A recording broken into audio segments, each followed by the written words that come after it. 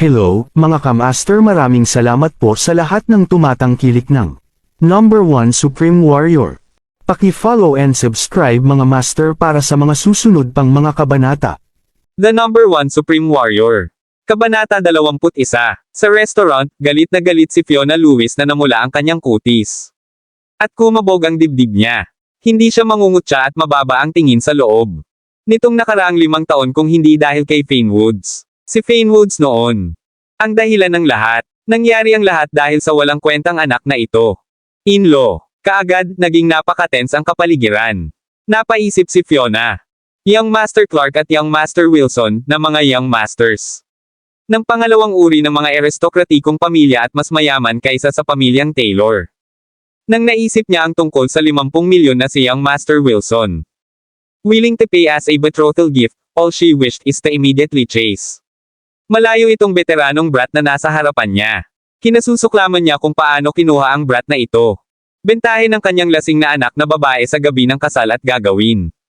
Huwag mo siyang patawarin. Sa sobrang daming nakatingin sa kanya, gusto niyang makita kung paano si Fane magtatapos sa usapin. Usap-usapan na ang mga veterano na bumalik. Mula sa digmaan ay makakakuha ng malaking halaga ng bonus, ngunit ito ay karaniwang magiging humigit kumulang 200 hanggang 300,000. Ang mga nakakuha ng higit ay ang mga nagkaroon ng A. Karapat-dapat na serbisyo o ang mga may opisyal na posisyon. Ito ay malinaw na. Hindi ganoong klaseng tao si Fane. Higit pa rito, malamang na mayroon na siya. Ginugol ang karamihan sa kanyang pera upang mapasaya ang kanyang anak na babae at hindi. Marami pang natitira. Kung mag-utos pa siya, kailangang ibenta ni Fane ang kanyang sarili dito. Lugar. Ito, bigyan mo ako ng 2 nito. Ito rin, mukhang maganda. Fiona. Biglang nakita yung beverage section sa baba. Sa seksyon ng inumin. May mga bote ng alak na wala pang 100 ang presyo, na angkop para sa normal. Mga mamimili. Mayroon ding mga inumin at alak na angkop para sa mayayamang tao, at ang pinakamahal ay $20,000. Itong pula. Alak, $20,000 kada bote, kuhaan mo ako ng 20 bote nito. Pagkatapos ng lahat, kay Selena. Si tatay ay lubhang nababagabag sa loob ng ilang taon at nahilig sa pag-inom. Alak. Kasunod nito, ngumiti si Fiona, humarap kay Fane, at nagtanong, 20 bote. Napasinghap ng mariin si Joanne Xavier matapos niyang marinig si Fiona at nag-alala kay Fane. Walang sapat na pera sa kanya. Bahagyang nagsalita siya na nakakunot ang noo. Ang ina ni Selena, ito ay $400,000 para sa 20 bote. Higit pa rito, hindi. Marami sa atin dito mahilig uminom. Paano natin matatapos ang napakaraming alak? At saka, napakalaking halaga ng pera. Iisang pamilya tayo, bakit mo ito gagawin? Wika ni Joanne sa tonong nagmamakaawa. Sino ang pamilya mo? Iyon ay kung ano lamang. Iniisip mo at hindi ko iniisip. Malamig ang ngiti sa labi ni Fiona. Ginoo. Maaari kang mag-order ng mas maraming alak sa ibang pagkakataon, kung sa tingin mo ay hindi ito sapat, gayon paman. Kung nag-order ka ngayon, hindi ito maibabalik kahit na hindi mo binuksan. Ang bote. We can, however, reserve it for your next visit. The pretty. Nakikita rin ng waitress na halatang halata ang biyenan na ito. Sadyang mayabang sa kanyang manugang na hindi niya gusto, kaya ang waitress nagsalita para paalalahanan siya. Walang problema, kaya nating alisin kahit hindi. Tapusin mo na. Kailangan niyang maging mayaman para maging manugang ko. Inabot ni Fiona ang menu. Bumalik sa waitress. Noon lang niya tinignan si Joanne ng peking ngiti. Joanne. Hindi mo dapat ako kunin bilang biyenan ng anak mo ngayon. Sinabi na. Ang pag-aasawa ay nangangailangan ng parehong tao na magmula sa parehong katayuan sa lipunan. Kami ay hindi galing sa iisang klase. On top of that, sabi niya bibigyan niya ako ng 10 milyong halaga ng regalo sa kasal. Mas mabuting pag-usapan natin ang ating relasyon. Pagkatapos mabayaran ng iyong anak ang 10 milyong reg along mapapangasawa. Patuloy na sabi ni Fiona. Ma, hindi ka ba nababahala para gawin ito? Napakalaking halaga nito, gawin. Gusto mo talagang magkagulo si Fane. Si Selena Taylor ay labis. Galit. Hindi niya alam na magiging malupit at mapanlilibak ang kanyang ina. Pinayagan niya akong umorder kung gusto ko, how am I acting overboard? Iyon ay nakakatawa. Kung hindi mo kami kayang i-treat sa isang pagkain, bakit ka pumayag? Ito ba? Napakahirap talagang kilalanin na ikaw ay mahirap at kulang. Fiona. Tanong niya na parang hindi nahiya na nakatingin ang mga tao sa paligid nila. Sila bilang isang biro. Selena, ayos lang. Nanay mo siya at nanay ko rin. Mabuti kung gusto niyang kumain ng mas masarap na pagkain. Kung hindi natin ito matatapos, maaari nating kunin. Umalis at kumain sa bahay. Basta walang sayang. Napangiti ng mahina si Fane. At nagsalita pa para kay Fiona. Sa aking opinyon, ito ay isang pag-aaksaya. Selena. Napaawang ang bibig at hindi napigil ang bamulong. Pagkaraan ng ilang sandali, nagsimula na ang malaking pagkain. Ang mga masasarap na pagkain ay inihain at inilagay sa harap ng Fane at ang iba pa. Kumain ka pa, Kylie. Nakatingin sa maliit na lumulunok. Laway sa tabi ng mesa, nakangiti si Fane habang hinahain ang kanyang mga pagkain. Tiningnan ni Selena kung gaano kaliwalas ang eksena ngunit may pagkasimangot sa mukha. Akala niya, pwede. May narating si Fane Wood sa loob ng 5 taon niya sa Warzone. Kapag ang iba ay bumalik, sila ay karaniwang makakatanggap ng 200 hanggang 300,000. Bilang bonus, si Fane, na nanatili doon ng 5 taon, ay maaaring magkaroon ng 400 hanggang 500,000. Kahit maliit lang ang achievement niya, baka meron na siya. $1,000,000 na halaga ng gantimpala. Kung ito ang kaso, pagbili ng mga damit at iba pa. Ang mga bagay ngayon ay nagkakahalaga sa kanya ng humigit kumulang 200,000, maaaring mayroon pa ring 800 si Fane. Kasama niya. Lahat ng ulam sa mesa kasama ang red wine ay tinatayang nasa 500,000. Dapat sapat na si Fane. Pera, naisip niya. Gayunpaman, ang pera ay ipinagpalit sa buhay ni Fane. Sa matinding kahirapan, nakaramdam siya ng pag-aatubili na ang pera ay kinain sa isa. Pagkain. Siyempre, nakaramdam siya ng kaunting ginhawa sa kanyang puso dahil si Fane handang ay invest ang lahat para sa kanya. Tila nakahanap siya ng isang mabuting tao sa kanyang impulsive move. Darling, ano bang iniisip mo? Tungkol sa magsimulang kumain. Ngumiti si Fane, kumuha ng isang pirasong hipon, at inilagay sa mangkok ni Selena. Kain na tayo. Napatingin si Selena kay Kylie na kumakain. Masaya. Isang matamis na ngiti ang sumilay sa kanyang mukha. Gayunpaman, kung ano sila ay hindi aware of was that a security guard walk out kaagad nang makita niya Selena at Fane. Nagtungo siya sa kalye sa labas at tinawagan si Young. Si Master Wilson, na umiinom ng alak. Habang nagtatapos si Young Master Wilson. Ang tawag, si Ivan Taylor, na nasa tabi niya ay agad na nagtanong, "Oh Young. Master Wilson, ano ang problema? May nakipag-ugnayan talaga sa iyo ng huli na. Sa gabi, yung basurang manugang na nagpakasal sa pamilya ng asawa. Dinala talaga ang Diyosa ko, si Selena, para maghapunan sa high-end restaurant na pag-aari ng aking pamilya. Mukhang bumalik na ang binata. Mula sa hukbo at nakakuha ng pera. Umorder siya ng 20 bote ng red wine. Nagkakahalaga ng $20,000 bawat isa. Kinagat ng mataba ang drumstick ng manok sa kanya. Kamay at sinabing muli, that Moherf asterisk Sacker, I'm F asterisk King Mad, ako ay mas mayaman pa sa walang kwentang veterano. Ako ang young master ng Wilson. Pamilya at ako ang kukuha sa mga ari-arian ng pamilya Wilson. Ang iyong pinsan ay, yung lalaking yon, at may anak pa sila. Hindi ko lang maintindihan kahit gaano ko pa ito iniisip. Maraming red wine. Tila ang binata. Nagkaroon ng ilang swerte at ilang maliliit na tagumpay sa nakalipas na 5 taon. Kung hindi, paano siya magkakaroon ng pera para bayaran ang bill, kung hindi? Kumunat ang noo ni Ivan. Uminom ng isang subo ng red wine, at nagliwanag ang kanyang mga mata. Young Master Wilson, ako. May ideya talaga. Ano ang mararamdaman mo kung lalapit sa iyo si Goddess Selena? Masunurin ngayong gabi. Nang marinig ito ni Fatty Wilson, biglang nanliit ang mga mata niya. Lumaki at tuwang-tuwa niyang sinabi, what's the idea? Hanggat kaya mo. Gawin mo siyang lumapit sa akin ng masunurin, marami akong iaalok sa iyo. Haha, wag naman. Mag-alala. Tiyak na gagana ito. Young Master Wilson, hintayin mo lang ako. Bangkay ng pinsan ngayong gabi. Ngumiti ng masama si Ivan Taylor, may pagkatuso ang mukha. Pagpapahayag. Kabanata 22. Nako, busog na busog ako. Napakasarap nito. Hindi ako nakakain ng masarap na pagkain tulad nito. Sa mahabang panahon, kumain si Fiona sa laman ng kanyang puso. Siya ay nagdusa lot nitong nakaraang 5 taon. Ang lahat ng ito ay dahil sa bastard na iyon, si Fane Woods. Hindi lang niya pinalayas ang kanyang anak na babae sa pamilya Taylor. Kahit pareho silang matatandang nagdusa ng magkasama. 5 taon na ang nakalipas, siya. 5 taon na akong hindi kumakain ng mga marangyang pagkain na tulad nito. Wala siyang pakialam kung si Fane nagkaroon ng pera para bayaran ang bill. Pagkatapos ng lahat, ang taong magdurusa. Ang kahihiyan ay hindi siya. Pagkatapos ng lahat, walang humiling kay Fane na kumilos na mayaman at alok na magbayad. Wow!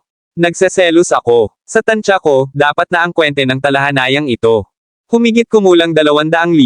Iyan ang pinakamahal na red wine na available dito. Karamihan sa mga tao sa mga mesa sa paligid nila ay hindi umalis, medyo marami. Ang mga tao ay tumingin sa mga masasarap na pagkain sa mesa at labis. Nakakainggit. Marami talaga. Lalo na yung 20 bottles of red wine na nila.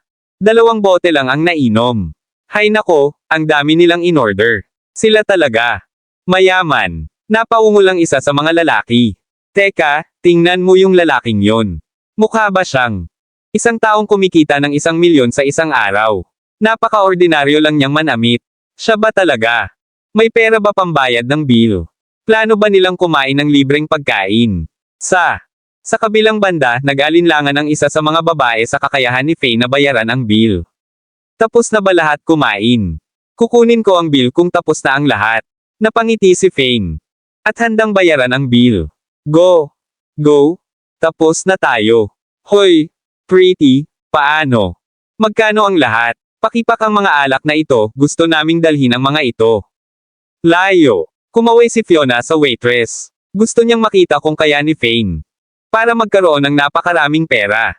Ang hindi nila inasahan ay ang hindi dumating ang waitress, isang manager ang lumapit sa halip na nakangiti. Siya. Ipinasa ang bill kay Fane. Sir, pwede po bang pumunta kayo doon at bayaran ang bill?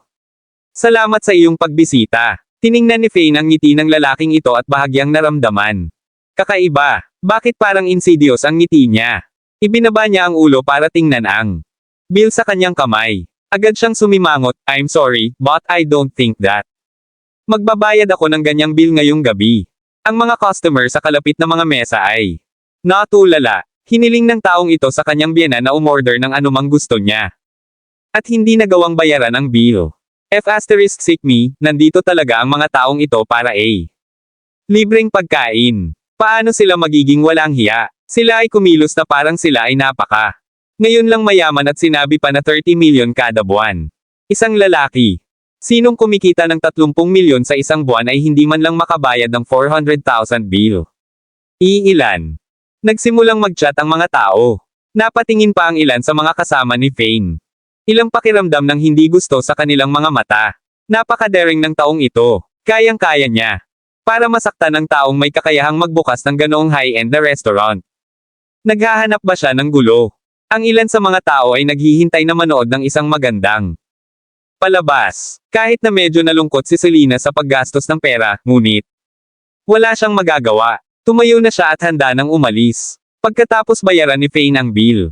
Hindi niya alam na magkakaroon ng ganoong eksena. Natakot siya at diretsyong umupo sa upuan, medyo natulala, ginawa. Wala talagang pera si Fane. Kung wala siyang pera, nasaan ang kanya? Nagmula ang dating kumpiyansa. Haha, sir, natatakot ako na hindi ka makaalis. Dito kung hindi ka magbabayad ng bill sa aming lugar. Sabi ni manager at tumawa. Habang nakatingin siya kay Fane. Kabanata 23. Magaling, Fane Woods. Hindi ka ba masyadong ipinagmamalaki at sinabi na maaari mong bayaran ang bill? Hindi ba't ikaw ang humiling sa akin na umorder ng kahit anong gusto ko? Ikaw ay sa wakas ay umamin ka na wala kang pera, tama ba? Dahil wala ka pera, bakit kailangan mong magyabang ng higit pa sa iyong kakayahan upang mapabilib tayo? Selena, tingnan mo ito. Ang taong ito ba ay talagang karapat-dapat sa iyo?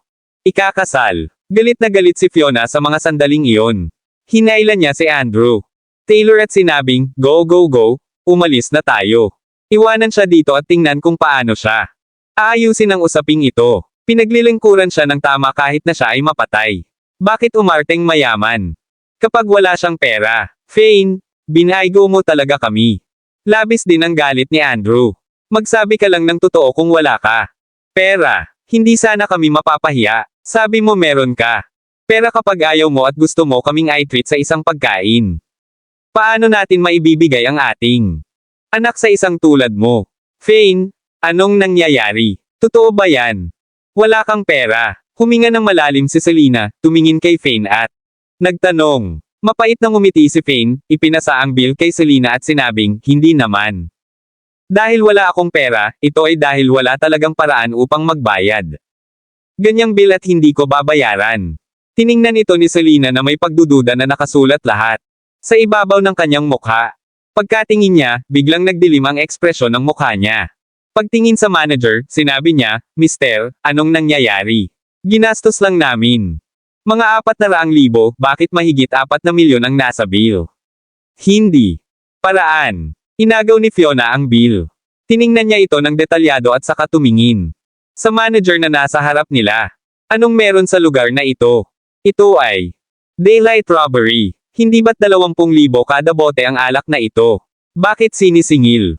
Bilang 200,000 kada bote. Nagkamali ka ba at nagdagdag ng isang karagdagang zero? Haha, pasensya na. Ito ang tamang presyo. Nangyayari ito na itong 20 bote ng alak ay dinala sa pamamagitan ng air freight kaya lahat ng alak ngayon ay tumaas ang presyo. Umorder ka ng 20 bote at iyon ay 4 na milyon.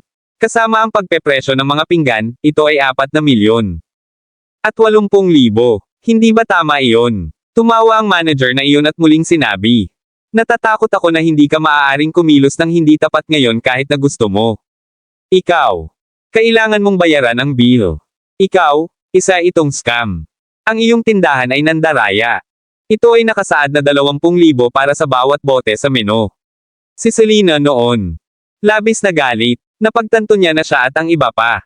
Hindi naintindihan ni Fane. Hindi dahil sa ayaw magbayad ni Fane ng bill. Totoo na hindi siya dapat magbayad ng ganoong bill. Oo, total scam ang shop mo. Ang isang mesa ng mga pagkaing tulad nito ay nagkakahalaga ng 4 na milyon plus, bakit hindi ka magnanakaw? Parehong galit na galit sina Fiona at Andrew dahil hindi pa sila nagkikita. Ganyang kaso dati. Hindi nakapagtataka kung bakit walang pera si Fane. Bayaran ang bill. Paano niya nababayaran ang ganoong kamahal na bayarin? Parang ikaw. Hindi mo kayang bayaran ang bill, tama. Pinalakpakan ng manager ang kanyang mga kamay at mga 20. Biglang nagsilabasan ang mga tao sa likod ng restaurant. Lahat sila. Mukhang mabangis. Si Fiona, na orihinal na nakikipagtalo sa kanila, ay natakot. At nawala ang kanyang dating kadakilaan. Agad niyang sabi sabay ngiti. Hoy! Hoy gwapong lalaki, mali siguro ang naalala mo.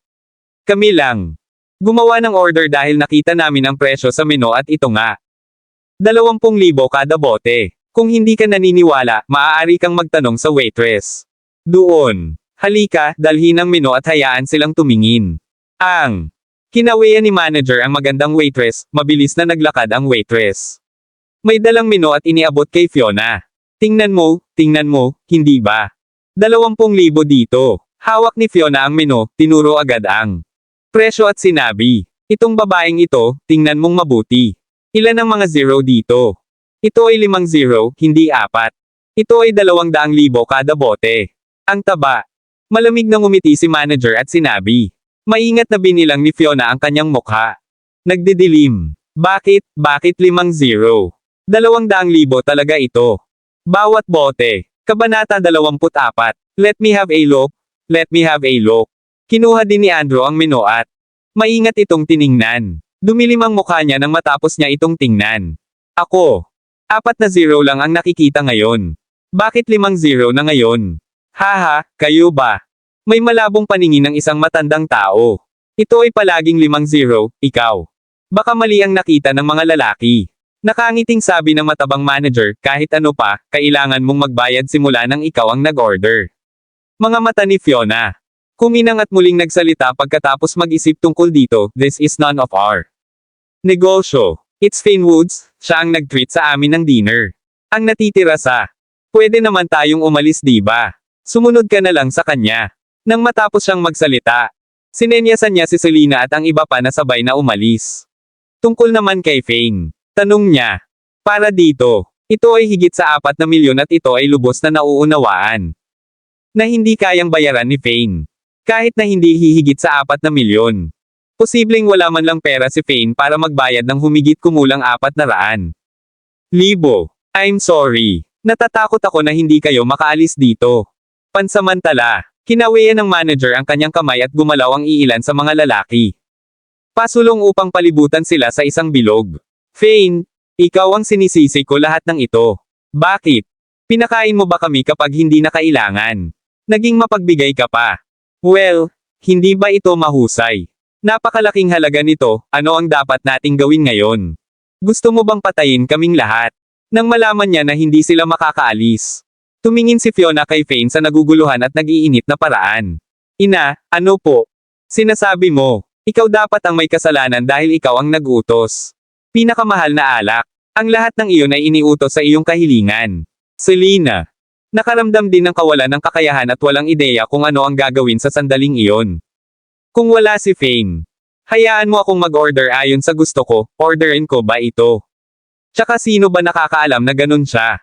Mahirap. Nagpout si Fiona pero talagang nagilty sa loob. Sa kasong ito, lahat sila ay napapaligiran at hindi pinayagan ng kabilang partido ang lahat, kabilang siya. Para umalis, ano ang dapat nilang gawin ngayon? Iyon ay higit sa 4 na milyon at ito ay hindi isang maliit na halaga. Matapos mag-isip si Selena, ngumiti siya sa manager. Mister, tingnan natin. Umorder kami ng 20 bote pero 2 lang ang nainom namin. Mga bote, paano ito? Binabayaran namin ang pera para sa 2 bote na ito at kami. Ibalik ang natitirang 18 bote. Pagkatapos ng lahat, hindi namin ito nabuksan at maaari mo. Benta pa naman di ba? Naniniwala ako na makakaisip pa rin ang asawa ko ng 480,000. Oo, 2 bote lang ang ininom nila, kunin mo na lang ang pera para sa 2 bote. Hindi na nakatiis ang iilan sa mga nanonood. Ito ay obvious naman na sinasadya ng mga tao ng restaurant na ito. Nakita rin nila. Ang menu at ang pinakamahal na alak ay 20,000 lang kada bote. Ano ang kinalaman nito sa inyo? Lumingon ang matabang manager. At tinitigil ang kabilang party bago tumalikod at sinabi kay Selena. Young lady, ang sitwasyon dito ay kailangan mong magbayad pagkatapos mong gumawa ng order, ako. Naniniwala na ang aming waitress ang nagsabi sa iyo nito. Maaari mong iwanan ito sa amin dito Alisin mo kung hindi mo kayang tapusin. Gayunpaman, kailangan mong bayaran ang bill kapag ikaw ay mag-order ka na. Ano ang pinagkaiba ng ginagawa mo sa nagnanakaw? Hinailan ni Fane si Selena pabalik at malamig na sinabi, kung nakita lang ng isa sa atin. Ito ay mali kung gayon ito ay dapat na pagkahilo, ngunit, maaari ba ang marami sa atin ay nalilito sa parehong oras? Sa aking opinyon, ang pinakabagong menu na ipinakita mo sa amin ay dapat na mayroon bagong gawa. I'm sorry but I am still saying the same thing, I'm not nagbabayad ng bill ngayon. Hindi kita babayaran kahit 480,000. Bata. Lalaki, nakikita kong tumatanggi kang kumbinsido maliban kung nahaharap ka sa malungkot na katotohanan, tama ba? Malamig na tumawa ang manager at kakaunti sa mga lalaki. Agad na sumulong at pinalibutan sila. Sa kabilang banda, ang kinausap ng manager ang iba pang bisita sa restaurant, lahat, pwede umalis. Ang pagkain ay nasa bahay ngayon. May mga tao tayong nagdudulot ng gulo. Eto, kailangan nating ayusin. Nang marinig siya ng ibang mga panauhin, ganoon sila. Sa takot na sunod-sunod silang tumakbo palabas. Para silang natakot, na makakaapekto rin ito sa kanila. Anong gusto mong gawin? Gusto mong manakawan? Tayo. Kami ay mula sa pamilya Taylor. Takot na takot talaga si Selena kapag siya nakita ang sitwasyong ito at sumigaw siya ng malakas. Kabanata 25. Pagkatapos ng lahat, ang pamilya Taylor ay mayroon pa ring impluwensya. Marahil ay gumagamit ng ang pangalan ng pamilya Taylor ay gagana. Nang marinig ito ng manager, siya agad na ikinaway ang kanyang kamay para utusan ang lahat na tumigil at nakangiting sinabi. Mula sa pamilya Taylor, ikaw dapat si Selena Taylor. Kung ganoon ang kaso, maaari kang pumunta sa aming boss at tingnan kung ang isyong ito ay malulutas. Sino ang iyong boss? Agad na kumunat ang noo ni Fane nang marinig niya ito at medyo napangiti siya. Kaoy na hinala sa kanyang puso. Sa pagtingin sa sitwasyong ito, tila ang iba. Alam ng party na nandito si Selena at ito ang sadyang nagdulot ng obol kay Fane at sa iba pa. Haha, binata, wala kang karapatan. Alam mo kung sino ang boss natin. Tumawa ulit ang matabang manager na iyon bago muling nagsalita. Miss Taylor? Nasa loob ang boss namin. Dapat kausapin mo siya, naniniwala ako sa kanya. Baka hayaan mong mapunta ang isyo ngayon para sa iyo. Oh, okay. Sumimangot si Selena at mapipilitin lang ang sarili na pumayag. Napakaraming tao sa kanyang tabi. Habang siya, maliban kay Faye na naglingkod sa militar, ay may matanda at mahina lamang. Mga kababayan, ayaw niyang lumaki pa ang usaping ito. Ano kayang mangyayari kay Kylie? Kung nag-away sila, ano ang dapat nilang gawin sa kanyang mga magulang at kay Faye? Nanay, sasamahan kita. Medyo nag-alala si Faye at agad na sinabi. I'm sorry pero hindi sinabi ng boss ko na makikipagkita siya sa'yo, hence, you. Hindi makapasok. Bukod, narinig namin ang tungkol sa iyo. Isa ka lang manugang na. Kasal sa pamilya ng asawa. Hindi ka rin maituturing na isa sa mga ang pamilya ni Taylor. Bilang isang tagalabas, hindi ka kwalipikadong makipag-usap sa aming boss. Malamig na tumawa ang manager ng restaurant. Talaga, tingnan natin kung kaya mong huminto. Ako pagkatapos, nagdilim ang mukha ni Faye at isang nakakatakot na aura ng pagpatay ang lumabas sa kanya. Katawan. Nagdulot ito ng pakiramdam ng mga tao na biglang nagkaroon ng temperatura sa paligid. Bumaba ng ilang degree. Natakot si Selena nang makita ni Selena kung ano iyon. Nangyayari. Natatakot siya na baka magdulot ng gulo si Faye kaya siya. Agad na tumalikod at sinabi kay Faye, anong gusto mong gawin? Sinusundan ako. Hintayin mo lang ako dito, lalabas na ako saglit. Pero, nag-aalala ako na malalagay ka sa panganib.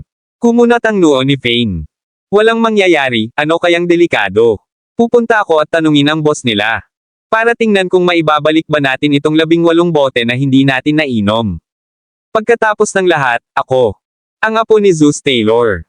Hindi sila mangangahas na kumilos ng walang ingat. Selena. Ngumiti ng mapait at muling sinabi kay Faye, kailangan mo lang akong hintayin dito. Sige, bibigyan lang kita ng 5 minuto. Kung hindi kita nakikitang lumabas pagkatapos 5 minuto, papasok na ako.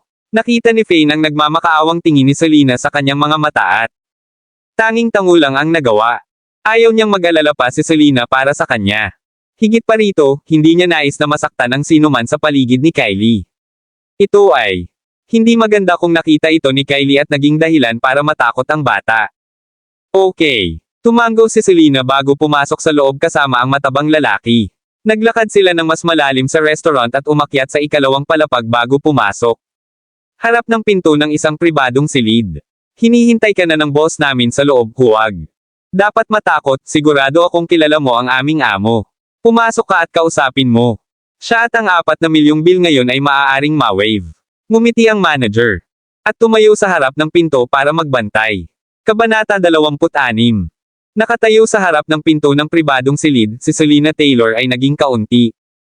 Nag-aalangan. May pakiramdam siya na ang bagay na ito ay itinanghal. Nakita niya ang menu. Ang pinakamahal na red wine ay 20,000 kada bote, paano naging 200,000. Higit pa rito, pamilyar ang tao sa pribadong silid na ito. Tao. Lalo siyang nag-alinlangan nito. Kung pamilyar ang kabilang partido. Tao, bakit sila lumapit sa ganoong paraan? Gayunpaman, kung hindi siya pumasok sa kwarto, ano kaya ang mangyayari kay Kylie kung hindi sila makaalis sa lugar? Si Faye ay nasa hukbo ng ilang taon at tila masiglang lumaban. Hindi naging problema para sa kanya na ibaba ang 2 o 3 tao, gayunpaman. Ang kabilang partido ay maraming tao, 1 dosina sa kanila. Parang hindi nila maging normal na mga gangster na nakikita mo sa kalye. Kahit gaano pa kagaling si Faye. Mahirap labanan ang pagiging nasa disadvantaged side na may kakaunting tao. Ayon sa ugali ni Faye, magiging magulo pa kung siya talaga nagsimulang makipag-away sa kabilang partido. With all the pressure, Selena talaga labis na nagsisi sa kanyang puso. Talagang hindi siya dapat lumabas para sa hapunan. O hindi siya dapat pumunta sa ganitong uri ng lugar. Sa paggastos ng iilan. Daang makakain sa ilang maliit na lutong bahay na restaurant sa kalye. Naging magandang ideya din. Nang walang ibang paraan, napabuntong hininga na lamang siya. Mabigat, tinulak ang pinto, at naglakad papasok. Pagkapasok niya, siya nagdilim ang mukha dahil natuklasan niya na ang taong nakaupo sa pribadong ito. Silid na naghihintay sa kanya, ay siyang Master Wilson, Michael Wilson. Bata. Master Wilson, ikaw ang boss ng restaurant na ito. Hindi ko inaasahan iyon. Walang pakialam nang umiti si Selena at Senara ang pinto. Alam mo na ako. Naghahaponan sa ibaba para mag-shower ka para lang makita ako. Hindi ako mahilig gumawa ng mga ganitong biro. Haha. Tumayo si Michael at lumapit sa kanya. Selena, palagi mo akong hindi pinapansin. Pupunta ka ba sa akin kung hindi? Para doon. Ngumiti siya at nagpatuloy, paano? Nagulat ka ba? Ito ba? Hindi inaasahan. Ang pamilya Wilson ay nagmamay-ari ng maraming negosyo. Ang restaurant na ito ay isa lang sa kanila. Kung gusto mo, ikaw ang magiging lady boss ng lugar na ito pagkatapos. Pakasalan ako sa hinaharap. Maaari kang pumunta dito anumang oras upang kumain at uminom. Nang libre. Gaano ka Jose iyon? Kung hindi pwede, pwede kang maging babae ko. Sikreto. Habang nagsasalita, iniunat ni Michael ang kanyang mga kamay para hawakan si Selena. Baba. Humakbang si Selena ng 2 hakbang paatras, umiwas sa gilid para iwasan siya. She said with a cold expression, Michael Wilson, pwede ka nang tumigil sa pangangarap. Hindi kita gusto sa lahat. Besides, don't think that I'm clueless, you have had. Masaya kasama ang medyo madaming babae sa labas, dahil lang sa mayaman. Pamilya, sa tingin mo ba magugustuhan kita? Hindi natuwa si Wilson tungkol dito. At nasubsob ang mukha niya ng malinaw na tinuro ni Selena. Hehe, Selena, meron ako. Mahal kita sa loob ng maraming taon at hindi mo talaga ako bibigyan ng pagkakataon.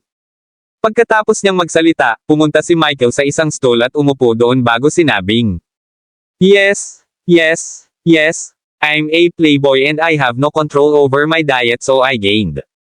Timbang. Gayunpaman, talagang gusto kita. I swear na pagkatapos mo akong pakasalan, gagawin ko. Huwag mo nang hanapin ang mga babaeng iyon. Wika ni Michael habang nakatingin kay Selena. Makapal na dibdib at napalunok ng laway. Huwag kang mag-alala, Selena. Hindi ka maihahambing sa mga babaeng iyon. Igagalang ko ang aking mga salita. Michael. May kasabihan, mahirap baguhin ang ugali. Ang iyong pagnanasa ay naging isang ugali. Sa tingin mo ba mababago mo ang ganitong uri ng bagay sa pamamagitan lamang ng pagsasabi?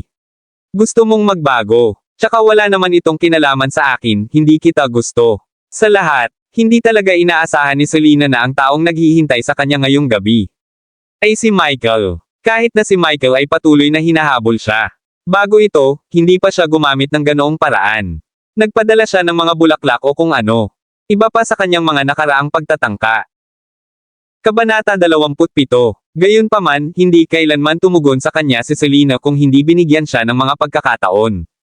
Sinong mag-aakalang gagamit ng cheat ang taong ito para makakita sa kanya sa pagkakataong ito? Okay, nasabi ko na ang dapat kong sabihin. Ang aking mga magulang ay hinihintay pa kita sa baba. Ang alak na iyon ay dapat pa ring singilin bilang 20,000 kada bote at dapat 480 ang kabuuan. Libo. Aalisin namin ang natitirang 18 bote na mayroon kami.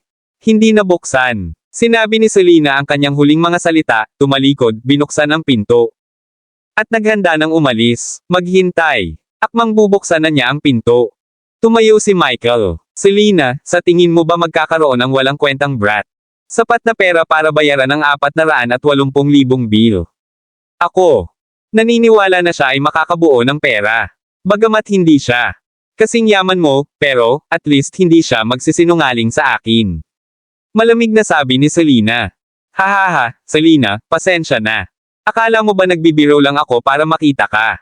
Si Michael ay natarante at namula, at ang kanyang mga mata ay mukhang mabangis. Sa pagkakataong ito, kung hindi ka magbabayad ng 480 milyon, huwag mong isipin.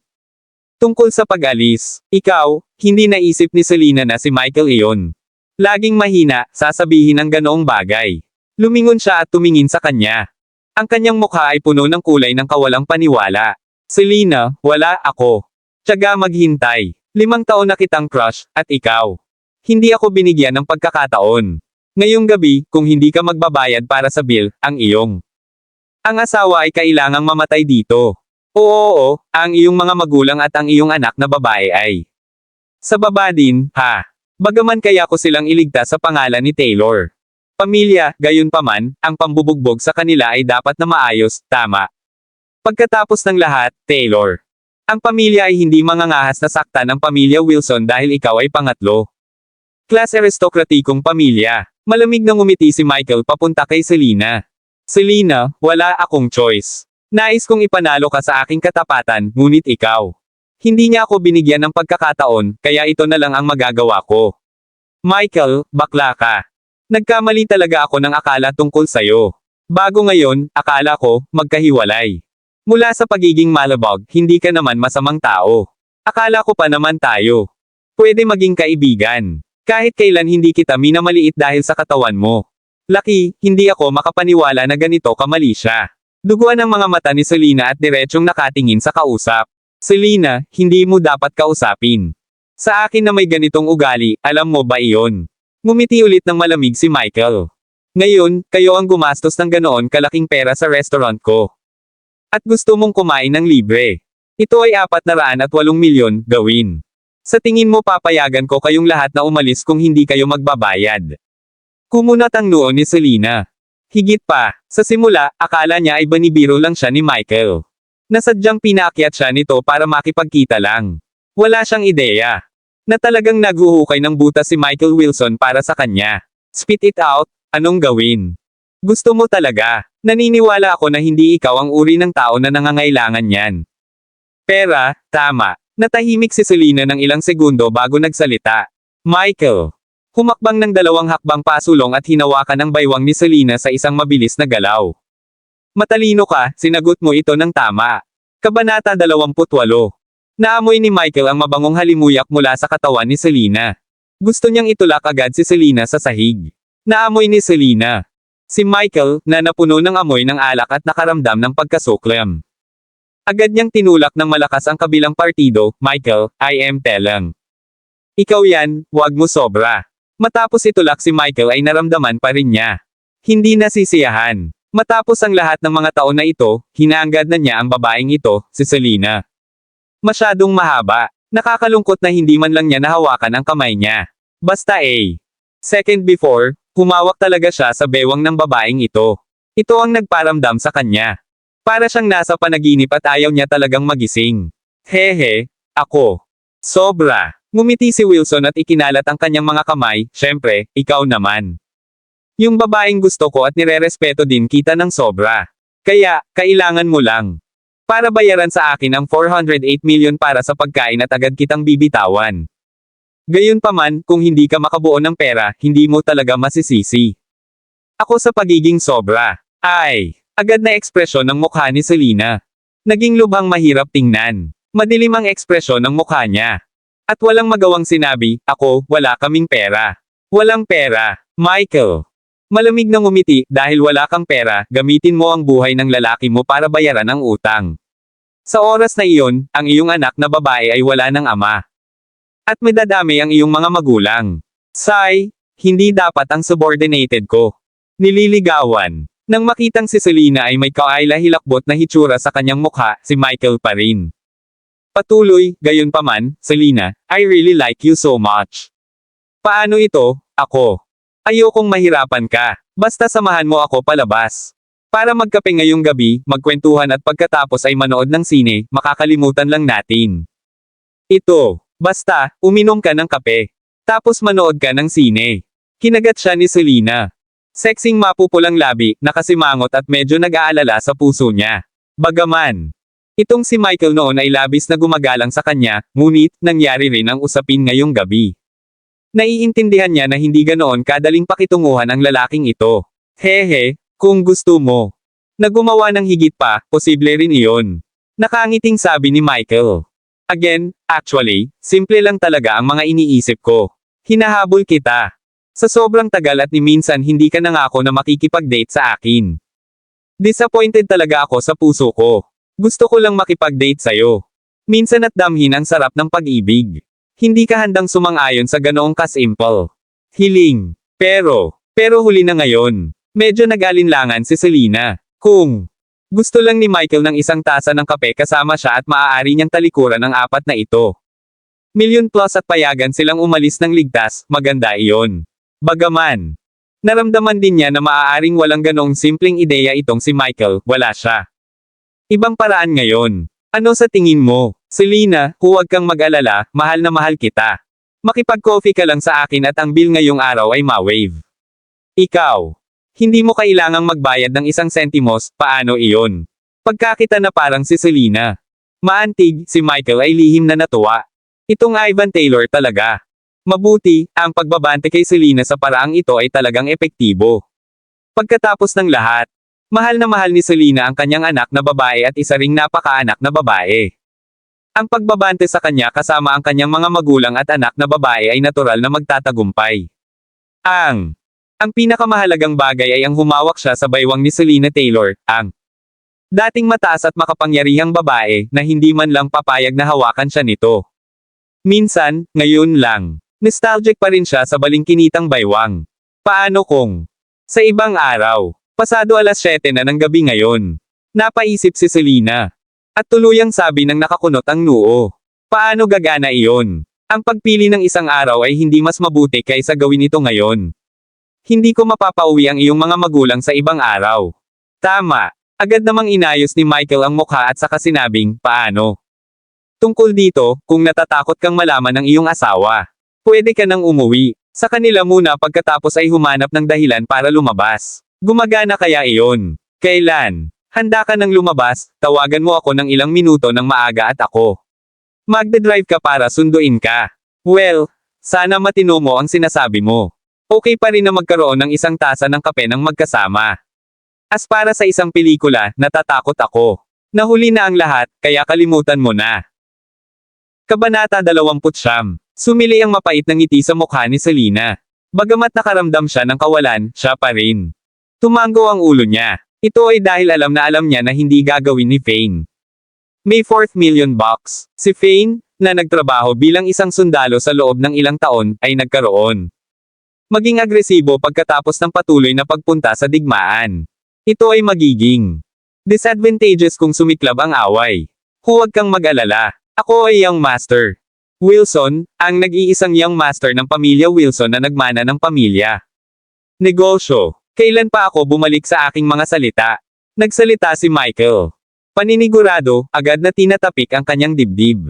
Maya-maya, binuksan ni Selena ang pinto at lumabas. Sa kabilang banda, dumating din si Michael sa pintuan. Siya. Nagsalita sa matambok na restaurant manager, MS. Kaibigan ko rin si Selena. Isang matandang kakilala ko. Kalimutan ng 4 million bucks. Para sa kaibigan ko. Sake, nasa akin na. Ibigay mo sa kanila ng libre. Tapos, iyong 18 bote ng pula. Wine, pagkatapos mag-isip sandali, ipinaalala ito ng manager. Siyempre hayaan mo silang bawiin. Siningil mo pa rin sila ng 20 bote. Kaya natural lang sa kanila na kunin ang natitira kung na-order na nila ito at hindi natapos. Agad na napangiti si Michael. Bukod, ang gastos ng alak ay halos 100,000 bucks lamang. Sinasabi na ito ay 200,000 bawat bote ay isang bitag na ginawa upang linlangin si Selena. Kung ganoon, salamat. Sobra, young Master Wilson. Ngumiti si Selena, saka sumunod sa manager at naglakad pababa sa ikalawang palapag. Bakit hindi siya bumalik? May nangyari ba sa kanya?